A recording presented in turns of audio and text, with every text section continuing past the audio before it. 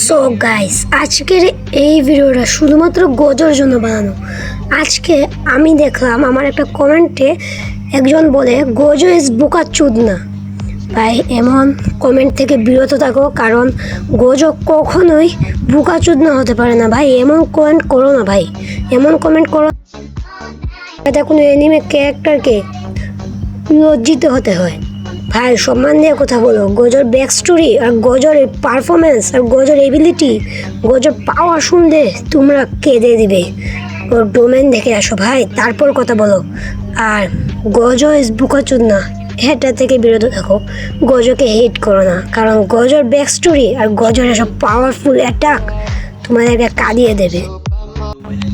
যার যত পাওয়ার বেশি তার তত হেড ট্রিক্সও বেশি।